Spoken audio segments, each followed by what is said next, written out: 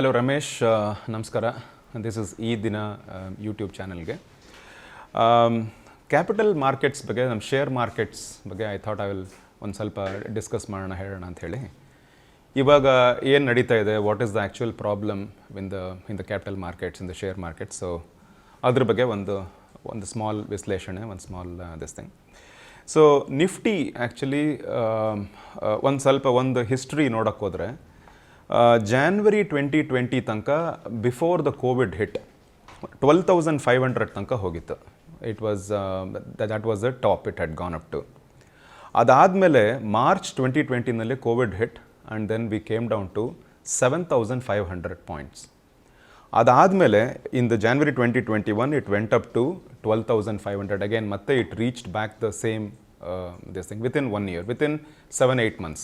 ಅದಾದಮೇಲೆ in the December 2020ಗೆನೆ actually 13,500 reach ಆಗೋಯಿತು. It actually got back it's this thing. ಆಮೇಲೆ ಜುಲೈ 2021 ಅಷ್ಟೊತ್ತಿಗೆ 15,500 it hit. February 2023 18,000, December 2023 20,000, September 2024 26,300. That is the highest we hit.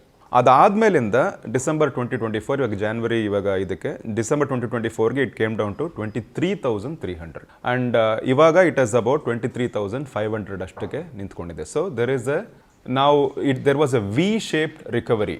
There was a pent up demand ಅಂತ ಹೇಳಿದ್ರು. So the markets came down because FIIs and everybody, ಎಲ್ಲರೂ ಏನು ನಡೀತಾ ಇದೆ, ಏನಾಗೋಗ್ಬಿಡುತ್ತೆ Covid, ಇನ್ನು actually ಜಗತ್ತು ಉಳಿಯಲ್ವಾ ಏನೋ ಅಂದ್ಕೊಂಡು ಎಲ್ಲರೂ ಮಾರಕ್ಕೆ ಶುರು ಮಾಡಿ, then it was crashing like anything. ಅದಾದಮೇಲೆ all the companies, all the countries were close ಆಗೋಗ್ಬಿಡ್ತು completely. It was economies were closed. The country was halted. Actually ಇಂಡಿಯಾನಲ್ಲೂ actually 51 days we had completely closed all the companies, everything. So production ಎಲ್ಲ ಕಡಿಮೆ ಆಗೋಗ್ಬಿಟ್ಟು, production ಎಲ್ಲ completely ಹೊರಟೋಗಿ, ಮತ್ತು businesses ಎಲ್ಲ ತುಂಬ ಏಟ್ ಬಿದ್ದು ಎಲ್ಲ ಆಗೋಗ್ಬಿಟ್ಟು, then actually it was because of that reason markets took a very big hit. But ಅದಾದಮೇಲೆ ಒನ್ಸ್ ಆ್ಯಕ್ಚುಲಿ ಆ ಪ್ರಾಬ್ಲಮ್ ಏನೂ ಇಲ್ಲ, ಇಲ್ಲಿಂದ ನಾವು ರಿಕವರ್ ಆಗ್ಬೋದು ಅಂತ ಜನರಿಗೆ ಗೊತ್ತಾದ ಮೇಲೆ ವಿ ಶೇಪ್ ರಿಕವರಿ. ಸೊ ಪೆಂಟ್ ಅಪ್ ಡಿಮ್ಯಾಂಡ್ ಏನಿತ್ತು ಅದು ಹಾಗೆ ವಾಪಸ್ ಬಂದುಬಿಟ್ಟು it started going up like crazy. People started investing again, actually hugely.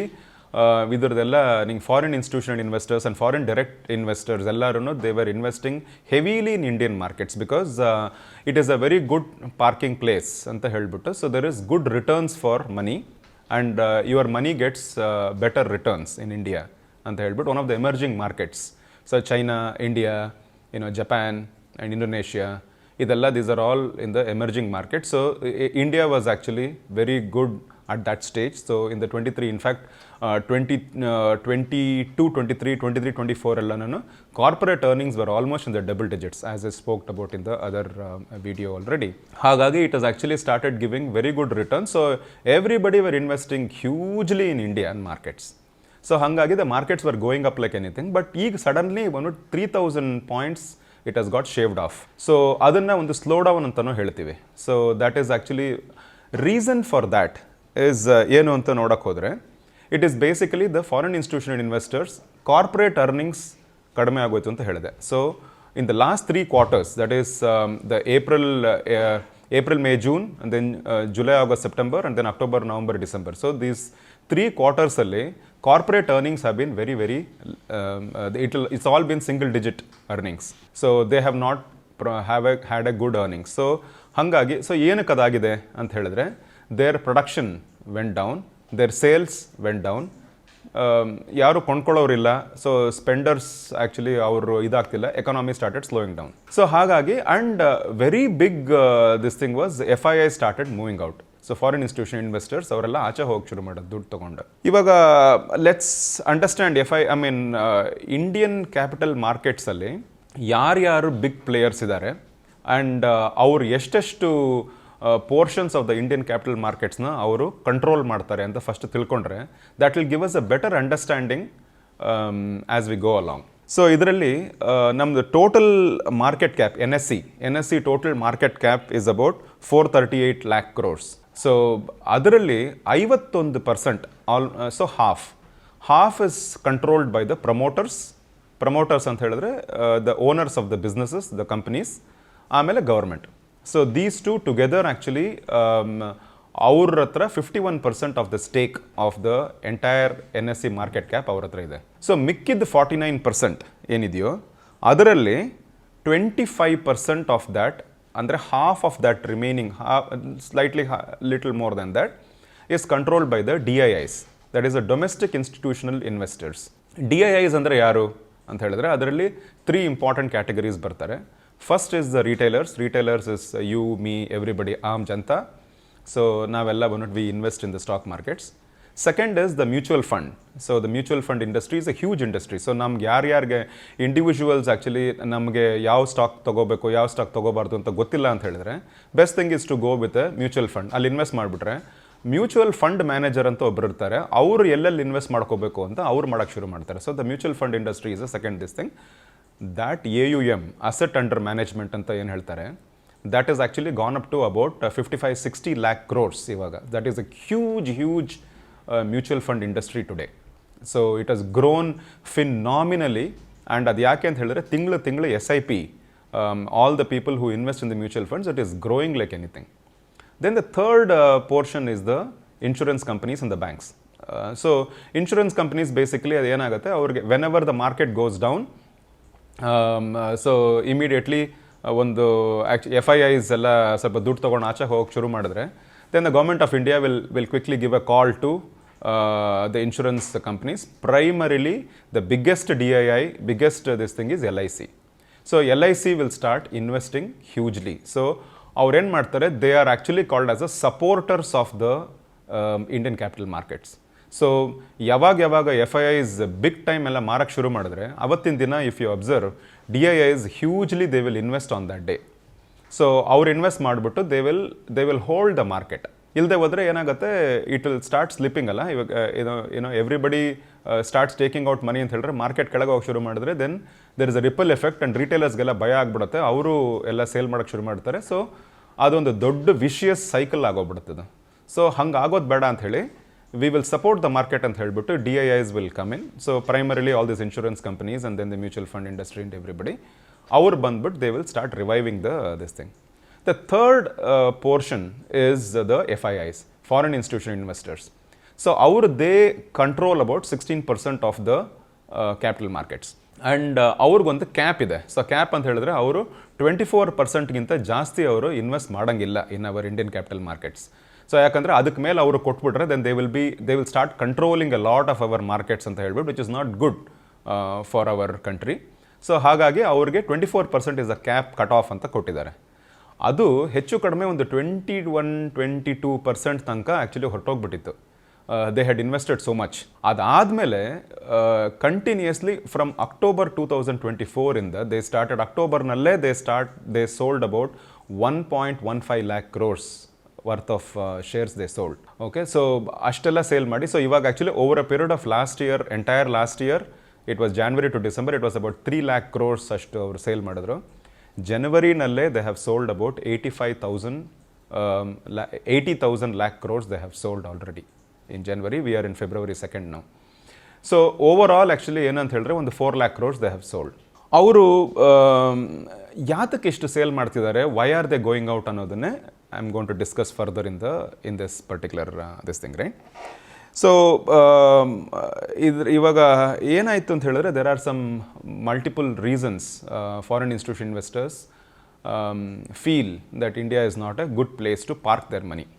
First ಏನಂತ ಹೇಳಿದ್ರೆ ಹೈ ಸ್ಟಾಕ್ ವ್ಯಾಲ್ಯೂಯೇಷನ್ಸ್. ಸೊ ಎಷ್ಟೊಂದು ಕಂಪನೀಸ್ ನಮ್ಮದು ಇದನ್ನೆಲ್ಲನೂ ಅವ್ರದ್ದು P ರೇಷಿಯೋ ಅಂತ ಹೇಳಿದ್ರೆ, price to earnings ratio. So first is every company, listed company, the 4 important things. The first one is their EPS, that is the earnings per share. So earnings per share ಅಂತ ಹೇಳಿದ್ರೆ ಎಷ್ಟು total outstanding shares ಇರುತ್ತೆ ಅದಕ್ಕೆ ಎಷ್ಟು earnings ಬಂದಿದೆ ಅಂತ ಹೇಳ್ಬಿಟ್ಟು. So that is exactly ಅವ್ರದ್ದು reality. So how the company is really behaving ಅನ್ನೋದು the earnings per share. But ನೀವು ಆ್ಯಕ್ಚುಲಿ ನೋಡೋಕ್ಕೆ ಹೋದರೆ ಅರ್ನಿಂಗ್ಸ್ ಪರ್ ಶೇರ್ಗಿಂತ ಆ್ಯಕ್ಚುಲಿ ಪ್ರೈಸ್ ಅವ್ರದ್ದು their stock price that they are being sold in the market ಯಾವಾಗಲೂ ಒಂದು ಸ್ವಲ್ಪ ಹೈಯರ್ ಇರುತ್ತೆ.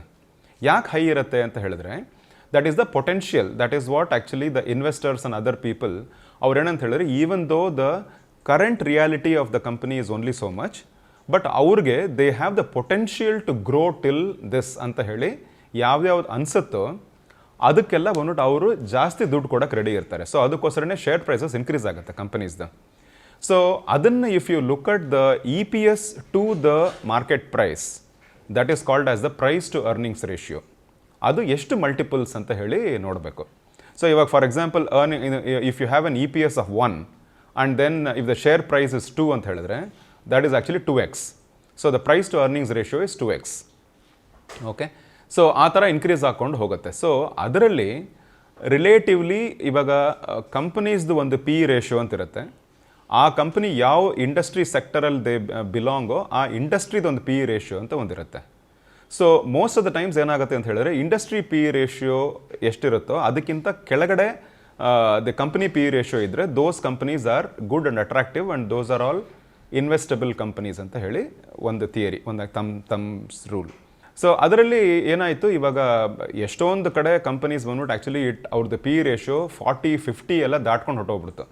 ಸೊ ಹಂಗಾದಾಗ ಏನಾಗುತ್ತೆ ಅಂತ ಹೇಳಿದ್ರೆ we are call it as a bubble ಅಂತ ಹೇಳ್ತೀವಿ.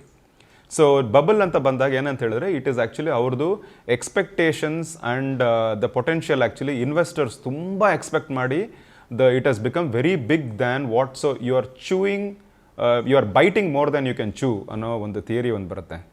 ಸೊ ಆ ಥರ ಯಾವ್ಯಾವ್ದು ಕಂಪನೀಸ್ ಇರುತ್ತೋ ಅದೆಲ್ಲ ಒಂದ್ಬಿಟ್ಟು ಆ ಬಬಲ್ ಬರ್ಸ್ಟ್ ಆಗಿಬಿಟ್ರೆ then it will come down, it will fall flat. So ಹಾಗಾಗಿ there were so many companies actually ಆ ಥರ ಆಗಿರೋದ್ರಿಂದ ಇವ್ರೇನು FIIs ಏನು ಮಾಡಿದ್ರು, they started kind of coming out of all those companies. ಅದರಿಂದೆಲ್ಲ ದುಡ್ಡು ಅದನ್ನೆಲ್ಲ ಸೇಲ್ ಮಾಡಿಬಿಟ್ಟು they came out of all those things and then they took the money out. So that was one of the primary reasons. Second ನೋಡಿದ್ರೆ strengthening US dollar. So ಇವಾಗ ನೋಡಿದ್ರೆ actually Indian rupee is about 87.3 rupees per dollar. So weak ಆಗ್ತಾನೇ ಇದೆ. So Indian rupee is becoming weaker against the dollar. ಇವಾಗ ಯಾರಾದರೂ ಒಬ್ಬರು foreign institution investor if they want to invest in India ಅಂತ ಹೇಳಿದ್ರೆ ಅವರು ಡಾಲರ್ ತೊಗೊಂಬರ್ತಾರೆ. ಡಾಲರ್ನ first of all Indian rupees convert ಮಾಡಿಬಿಟ್ಟು then they will be investing in Indian markets. So, and then the rupee is devaluating, the rupee is depreciating, and the corporate earnings are not great. So, the returns on the investment in the rupee is not great. Inflation is very high in India. Amele once you sell something and once you take it out, the rupee has weakened against the dollar. So, hangagi ನೀವು $10 invest ಮಾಡಿಬಿಟ್ಟು ವಾಪಸ್ ತೊಗೊಂಡಾಗ $11 ಬಂದಿರುತ್ತೆ ಅಷ್ಟೇ ನಿಮಗೆ. ಅದ್ರ ಬದಲು ನೀವು ಡಾಲರಲ್ಲೇ ಇಟ್ಕೊಂಡ್ರೆ if you stay in the dollar as they say, so the $11 actually ಅದು $10 could have become $12.5. So which is why actually if strengthening of the dollar ಇರೋದ್ರಿಂದ FIIs wanted to leave, they didn't want to invest in Indian capital markets. 3 is the rising US bond yield. So ಒಂದು benchmark instrument ಅಂತ ಒಂದು ಹೇಳ್ತಾರೆ, ಒಂದು US ನಲ್ಲಿ ಒಂದು 10-year-old treasury bond ಅಂತ ಹೇಳಿ ಒಂದಿದೆ. So that is actually called as the benchmark kind of instrument. So ಆ ಇನ್ಸ್ಟ್ರೂಮೆಂಟ್ ಒಂದೊಟ್ಟು ಎಷ್ಟು ರಿಟರ್ನ್ಸ್ ಕೊಡ್ತಾ ಇದೆ ಅದಕ್ಕಿಂತ ಜಾಸ್ತಿ ಎಲ್ಲೆಲ್ಲಿ ಬಂದರೆ ಅಲ್ಲಿಗೆಲ್ಲ ಒಂದೊಟ್ಟು they will start, actually investors will start investing. ಇವತ್ತು the US the 10-year treasury bond is about 4.8%. So that is a very good yield. So ಅಷ್ಟು ದೊಡ್ಡ ಅಮೌಂಟ್ ಆ್ಯಕ್ಚುಲಿ ಒಂದು ರಿಸ್ಕ್ ಫ್ರೀ ರಿಟರ್ನ್ಸ್ ಬರ್ತಾ ಇದ್ದಾಗ why should somebody take more risk and invest in other emerging markets? And that also in a country like India where the inflation is high, the corporate earnings are low, and then the GDP is slowing down, and then the rupee is weakening against the dollar, and we have a higher inflation rate. So ಇಷ್ಟೆಲ್ಲ ಇದ್ದಾಗ why should they invest in India? And they can as well they can park their money in the US bond. So that is also one of the primary reason ಇವರು ಆಚೆ ಹೋಗ್ತಾ ಇದ್ದಾರೆ. Fourth one, we talked about the slowing down of the economy. So the corporate earnings. The corporate earnings, as I already spoke, the 4-year, the first 2-3 years until 2023-24 tanka, we were having a double-digit, corporate earnings. So ee varsha actually in the 24-25, 3 quarters have already completed. So we are having a single digit, and then the estimation is that by the end of March, we will have a single digit corporate earnings growth after a long time. So our corporate earnings kadame ಆಗ್ತಿರೋದ್ರಿಂದ it is basically resulting in the economy is slowing down. So that is also one of the reasons why FIIs are going out. Fifth, the most important again is the global uncertainty. Global uncertainty ಬಂದಾಗ ಎರಡು important things that I want to talk about here. One is Trump. So Trump actually he is talking too many things. So ಏನೆಲ್ಲ ಮಾಡ್ತಾರೆ ಅನ್ನೋದು it's a different thing. But then first day ಬಂದ ತಕ್ಷಣ he signed multiple executive orders and ಎಷ್ಟೊಂದು ಇದನ್ನೆಲ್ಲ ಮಾಡಿ he is actually talking a lot of things which actually MAGA is what he is referring to. MAGA is MAGA, make America great again. So that is the concept. So make America great again is ನಾನು ಯಾವ country ನಾನು ಏನೇನು ಮಾಡ್ತೀನೋ ಎಲ್ಲ ಮಾಡಿ ನಾನು American great ಮಾಡ್ತೀನಿ ಅಂತ ಹೇಳಿ. ಸೊ ಅದರಲ್ಲಿ one of the things that actually Trump is talking about is this tariff rate increase. So ಇವಾಗ America is actually considered as the largest consumer for the whole world. So ಅಂದರೆ America consumes and then the rest of the world produces. So ಮಿಕ್ಕಿದ world ಎಲ್ಲ ಏನೇನು produce ಮಾಡ್ತಾರೋ ಅವರೆಲ್ಲ produce ಮಾಡಿದ್ದನ್ನೆಲ್ಲ America majorly America is the consumer. America is the biggest customer for the entire world. ಹಂಗಿದ್ದಾಗ ಏನಾಗ್ತಿದೆ ಅಂತ ಹೇಳಿದ್ರೆ America is doing a lot of imports. So ಅದು ಲಾಡ್ ಆಫ್ ಇಂಪೋರ್ಟ್ಸ್ ಅಲ್ಲಿಂದ ಬರ್ತಿರೋದ್ರಿಂದ America within America there is they don't produce a lot of things. Okay, ಅವ್ರು ಅದನ್ನು ಡೈರೆಕ್ಟಾಗಿ import ಮಾಡಿಬಿಟ್ಟು they start consuming it. So ಹಾಗಾಗಿ ಲಾಟ್ ಆಫ್ ಕಂಪನೀಸ್ ಆ್ಯಕ್ಚುಲಿ ಅಮೇರಿಕಾನಲ್ಲಿ lot of companies are not producing anything and ಹಾಗಾಗಿ they are also having job issues, they are having unemployments. So ಇವಾಗ Trump what is he talking about is that ನಾನು actually I am asking all our American companies to start producing more and ಅವ್ರಿಗೆ import ಮಾಡೋದನ್ನು ಕಡಿಮೆ ಮಾಡಬೇಕು. ಅವರು self reliancy, so ಅವರವರೇ manufacture ಮಾಡ್ಕೋಬೇಕು. ಅವರೇ ಮ್ಯಾನುಫ್ಯಾಕ್ಚರ್ ಮಾಡೋದನ್ನು ಮಾಡಿದಾಗ ಇಲ್ಲಿ ಜಾಬ್ಸ್ ಸಿಚುವೇಶನ್ ಇಂಪ್ರೂವ್ ಆಗುತ್ತೆ ಇನ್ ಅಮೇರಿಕಾ. ಓಕೆ, ಸೊ ಅದನ್ನು ಮಾಡೋದಕ್ಕೆ ಟ್ಯಾರಿಫ್ ರೇಟ್ಸ್ನ ನಾನು ಇನ್ಕ್ರೀಸ್ ಮಾಡ್ತೀನಿ ಅಂತ. ಸೊ ಅದು ಏನಾಗುತ್ತೆ ಅಂತ ಹೇಳಿದ್ರೆ ಇವಾಗ ಫಾರ್ ಎಕ್ಸಾಂಪಲ್ ಇಂಡಿಯಾ ಎಷ್ಟೊಂದು ಇದನ್ನು ಒಂದು ಅಮೇರಿಕಾಗೆ ಎಕ್ಸ್ಪೋರ್ಟ್ ಮಾಡ್ತಿದ್ದಾರೆ. ಎಷ್ಟೊಂದು products is being exported to America. ಇವಾಗ ಅದ್ರ ಮೇಲೆ ಆ ಟ್ಯಾರಿಫ್ ರೇಟ್ಸ್ನ ಇನ್ಕ್ರೀಸ್ ಮಾಡಿದ್ರೆ ಒಂದು 20% ಇನ್ಕ್ರೀಸ್ ಮಾಡಿಬಿಡ್ತಾರೆ. ಇವತ್ತು ಆ್ಯಕ್ಚುಲಿ ನಿನ್ನೆ ಇವತ್ತಿನ ಪೇಪರಲ್ಲಿ ಆ್ಯಕ್ಚುಲಿ 3 ಕಂಟ್ರೀಸ್ ಮೇಲೆ already they have he has increased. So that is the Colombia, Mexico and one other country, ನನಗೆ ಟಕ್ಕನ್ನು ಜ್ಞಾಪಕ ಬರ್ತಾ ಇಲ್ಲ. So is already increase the rates on all of that. India ಮೇಲೆ ಮಾಡಿಲ್ಲ ಇನ್ನೂ. ಇವಾಗ ಇಂಡಿಯನ್ ಪ್ರಾಡಕ್ಟ್ಸ್ ಮೇಲೆ ಇನ್ಕ್ರೀಸ್ ಮಾಡಿದ್ರೆ ಏನಾಗುತ್ತೆ ಅಂತ ಹೇಳಿದ್ರೆ the landing cost of all this products in to America will become higher.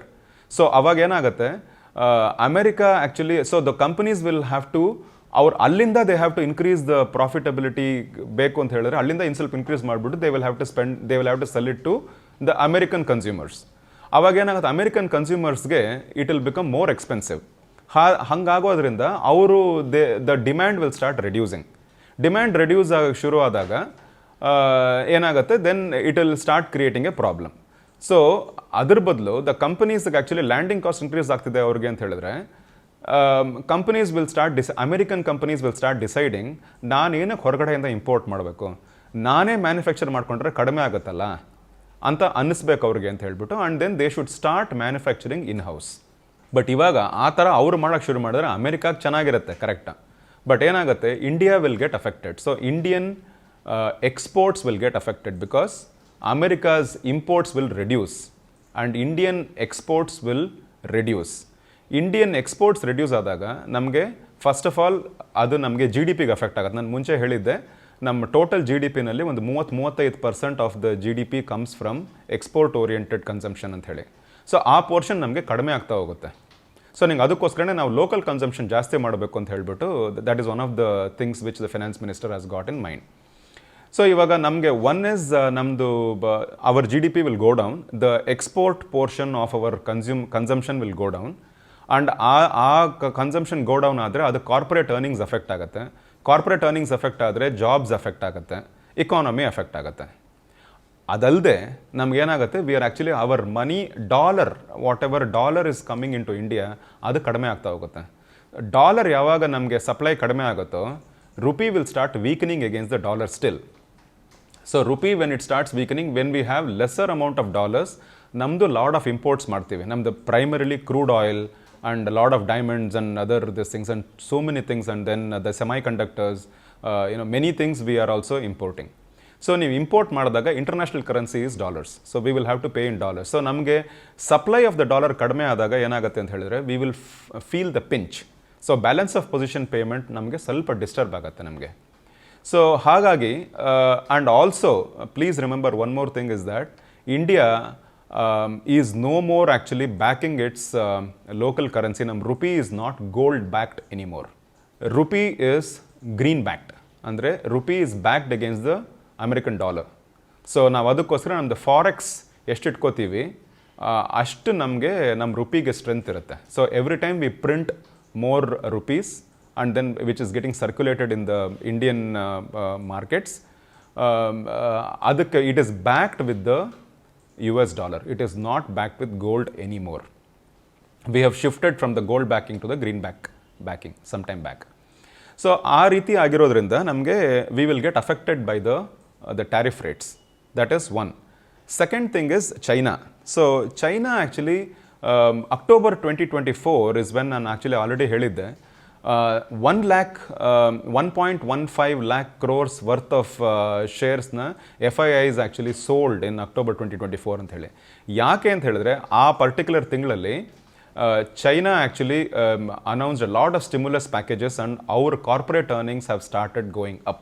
So when Chinese companies are showing better returns, your FIIs ಏನು ಮಾಡ್ತಾರೆ, they will actually move their money from Indian shores to the Chinese shores. So there are two things which is happening. One is that FIIs actually are taking out money and then they are parking the money as dollars in the US bonds. Second thing is they are also moving the money into the Chinese markets. So ಹಿಂಗೆ ಮಾಡ್ತಿರೋದ್ರಿಂದ ನಮ್ಮದು their FII investment in India is actually going down. So ಅದನ್ನು actually we will have to start arresting that. And of course actually we have the weakening of the macro economy in terms of the GDP. ನಾನು already ಮಾತಾಡಿದ್ದೀನಿ 6.4% reduction ಆಗಿದೆ. So consumers and business confidence ಸ್ವಲ್ಪ ಕಡಿಮೆ ಆಗಿದೆ. Wage growth has reduced and consumption has reduced. So ಇದೆಲ್ಲನೂ ಆಗ್ತಿರೋದ್ರಿಂದ they are also this thing. But at the same time ಇದು okay, there is one more thing that I want to talk about is